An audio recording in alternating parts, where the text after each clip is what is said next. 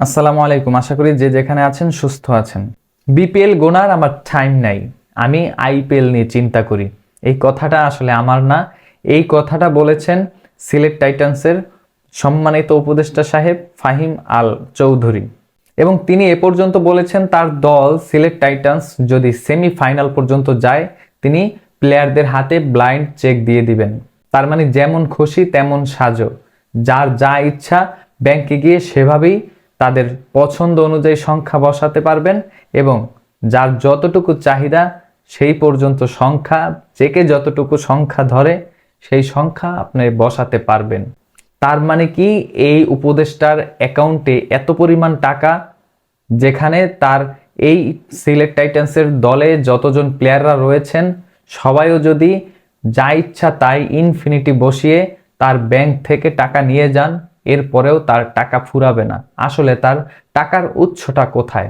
সিলেট টাইটান্সের উপদেষ্টার কাছ থেকে এরকমের বিতর্কিত মন্তব্য আসার পরে অনেকেই খোঁজ খবর নিয়েছেন, এবং সিলেট টাইটান্সের মালিকানাটা যেভাবে নেওয়া হয়েছে, যেভাবে BCB, cricket board, Bangladesh cricket board Sylhet টাইটান্সের কাছে এই ফ্র্যাঞ্চাইজি বিক্রি করেছেন, সেখানে প্রসেসটা কি মেনটেন করলেন?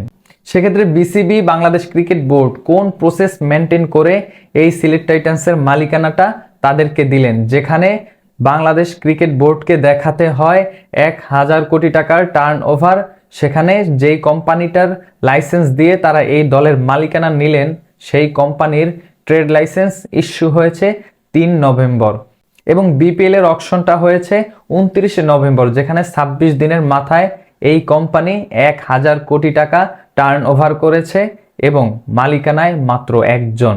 তাহলে এত টাকার ইস্যু, এত টাকার সাপ্লাই কোথা থেকে এসেছে? প্রশ্নটা এখন সবারই।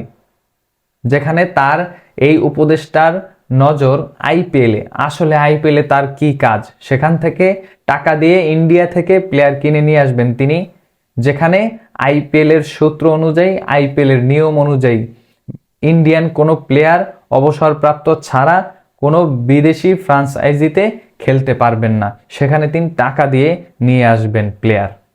সেটা না হয় এক পাশেই রাখলাম, তার এত টাকা, এত কোটি কোটি টাকার সাপ্লাইটা কোথা থেকে আসে? অনেকে হয়তোবা মজা করে বলতেই পারেন তিনি হয়তোবা অনলাইনের কোনো একজন পাইলট।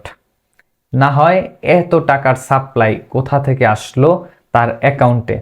একজন দলের উপদেষ্টা এসে যখন বলেন বিপিএল গোনার টাইম নাই, অথচ যেখানে বাইরে ঠান্ডায় হাঁটা যায় না, মনে হচ্ছে যেন কুয়াশা নয় বৃষ্টি পড়ছে, ভক্তরা মাঠে এসে খেলা দেখছেন পকেটের টাকা খরচ করে টিকিট কেটে, সেখানে ওনার নাকি বিপিএল গোনার টাইম নাই। এরকমের লোকজন একটা দলের কিভাবে উপদেষ্টা হতে পারেন? অথচ ঢাকা ক্যাপিটালসের উপদেষ্টা হয়েছেন শোয়েব আক্তার।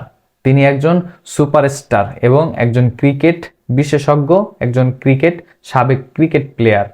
প্রত্যেকটা দলের মেন্টর তো আসলে এরকমের একটা হওয়া উচিত, যেখানে একজন সাবেক ক্রিকেটার কিংবা ক্রিকেট বিশেষজ্ঞ অথবা একজন ক্রিকেট কোচ হতে পারেন কোনো একটা দলের উপদেষ্টা।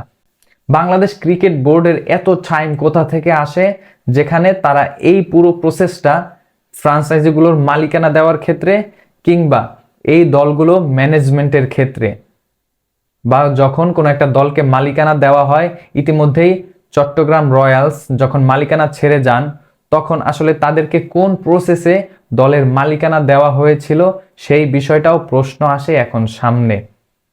তাহলে বিসিবি দায়িত্বটা পালন করে কোথায়? তাদের আসলে টাইম এত কম, তারা আসলে তাদের সম্পর্কে খোঁজ খবর না নিয়েই কি দলগুলো বিক্রি করে দেন কিনা, এটাই এখন ভক্তদের প্রশ্ন।